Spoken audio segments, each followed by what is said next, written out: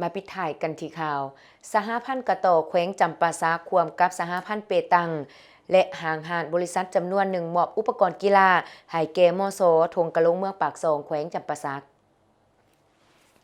วันที่28 มังกร 2026สหพันธ์กะโตแขวงจำปาสักร่วมกับสหพันธ์เปตังและห้างห้านบริษัทจำนวนหนึ่งได้มอบอุปกรณ์กีฬาประกอบมีเสื้อสุดกีฬา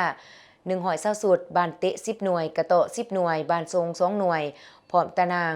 รวมมูลค่า20ล้านกีบให้แก่โรงเรียนมสทงกะลงเมืองปากซองแขวงจำปาสักพิธีมอบรับอุปกรณ์กีฬาครั้งนี้จัดขึ้นอยู่โรงเรียนมสทงกะลงต่างหน้าให้เกียรติมอบโดยท่านบัวทองสุวรรณสารอดีตหัวหน้าแผนกศึกษาธิการและกีฬาแขวงท่านโอดานไซญาลาดรักษาการประธานสหพันธ์กะโตแขวงรับโดยท่านบุตรสบง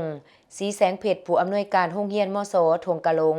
มีฐานโอดานเซญญาลาดรักษาการประธานสหพันธ์กะโตแขวงพร้อมด้วยกระนำสหพันธ์เปตังและห้างห้านบริษัทจำนวนหนึ่งตลอดหอดพนักงานครูอาจารย์และน้องน้อยนักเรียนมสทงกะลงเขาร่วมเป็นสักขีพยานโอกาสนี้ท่านโอดานเซญญาลาดรักษาการประธานสหพันธ์กะโตแขวงต่างหน้าทีมงานมีความเห็นว่าเครื่องกีฬาที่นำมามอบให้โรงเรียนมสทงกะลงครั้งนี้ก็เพื่อเป็นการส่งเสริมให้น้องน้อยนักเรียนมีอุปกรณ์รับใช้ในการเล่นกีฬาเพื่อสุขภาพและเพื่อพัฒนาด้านกีฬาให้ดีขึ้น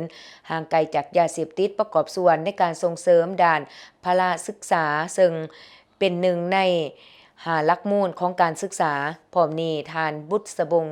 ศรีแสงเพชรผู้อำนวยการโรงเรียนมสทงกะลงก็ได้กล่าวขอบใจและยืนยันว่าจะนำใส่อุปกรณ์กีฬาที่ได้รับในครั้งนี้ให้มีผลประโยชน์สูงสุดในเวียกงานกีฬากายกรรม